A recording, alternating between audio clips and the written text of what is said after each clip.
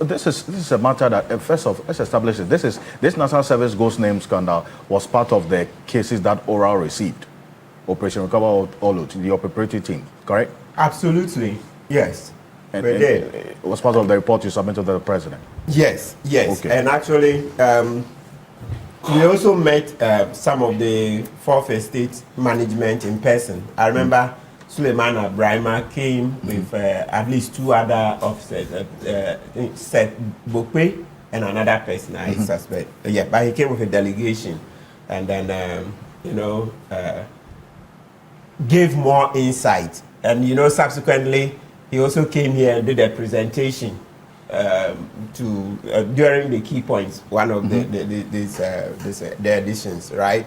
Yeah, so we took it on, did the report, yeah, and then I remember how Honorable Ablakwa was shocked, when he saw the numbers, especially the Kenyan details. Some of the people in Kenya had their details on the NSA database, etc.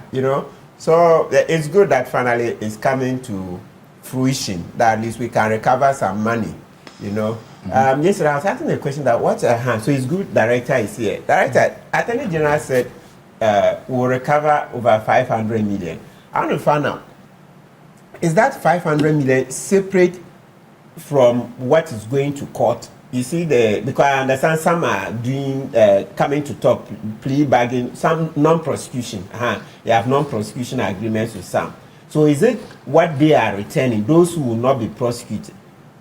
Those who will not be prosecuted, is that their figure that's coming to 500, or is the total? Because at one point I see that all the years put together we have 548 million. That's from the 2021 up to the present. Counsel, I'm not privy to the investigations. I was given the report to act on the individuals who are working with the scheme, and I've taken the action I have to take. I don't know about the investigations and how much. Okay, because you see, there's a headline that will get about 500 million. Over 548 million. Yes. So that is the cost that. So I was at the press conference yesterday. That's the amount that has been lost as a result of the criminal enterprise, as the AG put it. Yeah. But that's as to whether we can't recover. As to whether that full amount can be recovered is another conversation, because he indicated that some of them have used the money to buy cars, invest. The cars we can recover, but cars, you can't get the same value. Exactly. So it will reduce. And then he says, for some people, the cases will go to court. Yes. He's not interested in this. The plea bargain. So that means that it's not the total that we'll get. Yes. That's the key thing. It's good we clarify that, because before the press conference, we had seen some news portal saying that we are getting back over 500 million. No. So it means that that's not the figure. Okay. As time goes on, we'll see exactly how much we'll recover to the public chest, and then. But how did the details strike you? I mean, hearing what the Attorney General said yesterday. I'd already been numbed by this. Long before. Relatively months ago. You remember it was a month or so to the elections when the Fourth Estate broke the story, and then they ran to the NSA or CCB and ran to court, and then they engaged A+, etc., killed the story, all those shenanigans and all that. So that was when we got the shock. So you see that the figures that were mentioned initially were far higher. Yeah, they were into billions. Yes, but I see that now with investigations, the figures have come down substantially. So these being smaller figures, I couldn't have been shocked. The shock came sometime last year, close to the elections, when the story broke, and then they ran to the court to gag the Fourth Estate and other media from publishing it. Then the matter was also even reported to the OSP. So that's even one angle we'll be finding out. It may, because OSP hasn't said it has closed its docket, so perhaps we should be finding out in due course what's the angle, which side. It means that there's a corruption element that also will be going to court, or what would happen, right? Yes, so that is it. That is it. And as I said, the key thing I take from this particular story is that, when Akufo-Addo was in government, we kept saying that, hey, your government is corrupt, your family is benefiting inordinately, etc. He kept denying that he has kept the faith. He hasn't done anything wrong. So the more we uncover stories like this, then the more we are happy. Okay, it reinforces the point that it's good that we threw out the MPP, because can you imagine, we're going deeper and deeper in that abyss or crater. I mean, come on, you can't run a government like this. I mean, you just, and the records were there that for 8 years, Akufo-Addo couldn't beat John Mahama's record. For me, that's what I'm still in shock over. You prepared for over 40 years to become president. Took on every president, even including Kufuor. Everybody from the late 70s was not good enough, except he, Akufo-Addo. Everybody who came was not good enough, except he, Akufo-Addo. Then you take office, your immediate predecessor, his fight on corruption. You couldn't even beat him for 1 year. Couldn't beat JM for 1 year. I'm like, come on, a lawyer. Because look, from the nature of our profession, you go to court, you earn your own living. Look, I'm first generation lawyer in my family. I came, 1 year, 2 years, you find your feet at the bar. You earn your living. You never have to go and beg somebody for anything. So when Akufo-Addo was coming, I mean, that's if you want to live within your means. Of course, if you want to live outside your means, you go and beg people for stuff. But you earn enough to pay your bills. So when he was coming, I thought that, okay, this man has done it for several decades, beyond 30 years. So that means that he can take good care of the public purse. No, he was coming to help himself. You see, for 8 years, look, that particular record, we will never let it go. For 8 years, Akufo-Addo couldn't beat JM for 1 year when it comes to the corruption fight. So what was all the noise about? When he came, people said, this is a man who has been prepared for the job for 40 years. Now we see real leadership. Real leadership, I see what we got. Bad leadership, bad. So what's the essence of preparing? That's why I keep saying that. Then if Akufo-Addo had prepared for only 10 years, Jesus Christ, I'm sure the whole of Ghana would have disappeared by now. Yeah, because I did 40 years preparing from the 70s. All the movement for justice, etc. Yes. Oh, Professor Mwakuba is here. Yeah, we're happy that he was very objective. But Doc was one of his backers. Exactly. When he took over, there's somebody. Let's make it. They are youth. Suleiman Abrahima of the Fourth Estate made a certain comment. He said, when Akufo-Addo took over in 2017, some of them, Brahima, he saw it early. Some of us, first 4 years, I was also supporting Akufo-Addo. I was just happy that we had kicked out JM. I thought that, the MPP owed. They had been in opposition for 8 years, so they needed to pay their debt. So some of us were slow to see that this government was really bad. But Suleiman Abrahima and co saw it the first few months. So he posted on Facebook that, hey, Akufo-Addo was bad, etc., compared to JM. Then a certain very popular public figure in Ghana came and said, hey, Suleiman Abrahima, you are comparing apples with oranges. The point is that at the end of the 8 years, who is right? Certainly Sule saw it. Sule saw it. The big man said, no, Akufo-Addo is streets ahead of JM. At the end of the 8 years, the score shows that Akufo-Addo is the worst president we've had. With this, as we are saying now, and especially because you were privy to the details of it as oral preparatory team, and then what the AG is talking about, the scheme, as he put it, he described it as a criminal enterprise, and how all of this creating of accounts and diverting of these funds and using the NSS data to, as it were, siphon this money. This is very similar to what we had, but quite fundamental detail in this Eduboaheng one as well. But there's some similarity, as you see, Martin Kpebu, because you were privy to this and the details that the AG gave, and the fact that recovery is an integral part of the entire oral policy which you were part of at the preparatory stage. Yes. How do you see, especially because of the detail that was given, how troubling this is, really, going forward? Yeah, it's extremely troubling. And I like how Adam put it earlier, that the Auditor General's audits are not up to scratch. And he also made the point, yes, and we've made that point. We made it a few weeks ago, that it appears Auditor General's setup, they are not up to scratch, right? Well, we are thankful that the figures have come down. That's one of the major points, right? But 548 is still a lot of money. I look at Ose SCB entry and I'm like, how? You see the details. You see that they had over 8 million Ghana cedis on an E-Zwich card. 8 million. Oh. Not, yeah, so you see, Osei Not 8,000. Exactly, not 8,000. He received 8,256,000 into an E-Zwich account. Can you imagine? Osei SCB entry, former KMA boss. Is that not him? Yeah, Dr. Martin. That's him. Please, But you that want to tells come you in? something else. Yes.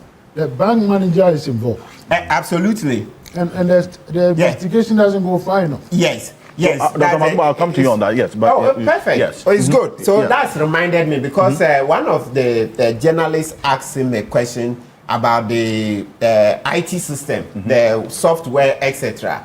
That just like the point Dr. Mwakuba is making, that why are we not seeing prosecution of the people who develop the software, etc. Then Dr. Ayini said, so far, they are taking on those who were immediately involved. That's the IT officers who were immediately involved in compromising the system. But that for the developers of the software, etc., that will be done later. But that we should be conscious of the fact that the software was developed pursuant to a contract. And so the investigations will start from a contract. But that's civil law. But if the investigations uncover fraud, okay, active connivance of the developers, etc., then they too will be taken on, right? So it's good. So Dr. Mwakuba, it means that this is not done. This is not done. So perhaps what we should do is to keep reminding Dr. Ayene about the subsequent investigations to see whether the developers of the software, the top hierarchy, were in the know. Because the AG said they have concluded investigation on this matter. No, he said when it comes, there was a journalist asked specifically that, look, we had been told that the software was robust. You can't compromise it to do these fraudulent things, etc. And he said, look, developing the software, etc., is civil. That's a contract. Yes. And that would be looked at subsequently. I think I heard him very clearly. So he said those amongst the 12, those that they were taking on immediately are, that's in terms of those who have the IT background, are those who were involved in inputting, involved immediately. But that subsequently they would do investigations to see whether the people at the top, that's the developers, etc., were also in the know and if they had any role to play, right? Yes, so for me, Osei Sibenchi's E-Zwich card with over 8 million Ghana, that's 8,256,000, was the one that blew my mind. Yes, that's the newest detail because, you know, as I mentioned earlier on, in terms of the figures involved, we're talking about billions when the story broke. But now it's come down substantially. But for Osei SCB entry to have over 8 million in the E-Zwich account paid in, I mean, come on, it tells you that we really have suffered under these guys. 8 million Financial Intelligence Center have any oversight? Because the FIC is supposed to be able to see transactions above a certain threshold and be able to say that this is likely to be exactly. So but they cover up. You see the point, Dr. So again, collusion. Exactly. How come the FIC didn't pick this up? Exactly. The amounts are so huge. You are wondering how did we get to this extent? Absolutely. Money moving from one point to another with nobody red flagging it. Absolutely. You know, so Financial Intelligence Center should tell us nobody picked this up. You see, and one person having so huge amounts, and this is a public officer. 8,256,000 into the E-Zwich account, and then it also says that at the top of the hierarchy they receive kickbacks from other officials. Then also Osei SCB entry approved inflated budgets and ghost payroll submissions via the E-Zwich GIPS and the E-Zwich platform. So it's all right. Let the matter go to court. But there was a point that Dr. Ayinin made. That one, unless maybe I didn't hear him well. There were some parts that he said he would not accept. Some other persons had approached him for the non-prosecution agreement. We will beg, maybe if we get details, if they are bringing us money, Dr. Ayini, please accept. Because what I'm scared of is that if those people are coming, he says some other people want non-prosecution agreement. And invariably, if they say they want non-prosecution agreement, mean that they'll be bringing money. Let's collect the money. You see, let's say these 12, out of these 12, if 6 more bring the money, we should collect so that if we are prosecuting 6, sure. Because You remember the Godfrey Damison's famous Atu forcing case? Deep Sea brought money. I mean, they promised. I mean, they offered to pay money. Godfrey Damis said no. You saw what happened. Eventually, he was caught on the tape compromising the Jakpa, etc. And now he has all the trouble. And most especially, we didn't get the over 2.3 million euros. We didn't get that money. So, Dr. Ayine, that part, maybe if you can clarify. But he put a caveat to it. The reason why he says that these persons who came asking for this non-prosecution agreement, he was not going to, was because of the level of involvement in this criminal enterprise. Yes. Because if the extent of involvement of somebody is that much, and the person comes with that kind of agreement, you would want to weigh whether to prosecute the person or to receive whatever plea or whatever money the person is bringing. I think striking that balance is also good for accountability and for good governance, isn't it? Absolutely. I cannot second guess Dr. Ayine. So I'm just making a general plea because I don't have all the facts. But the reason I'm making that general plea is that, you know, criminal trials take some time.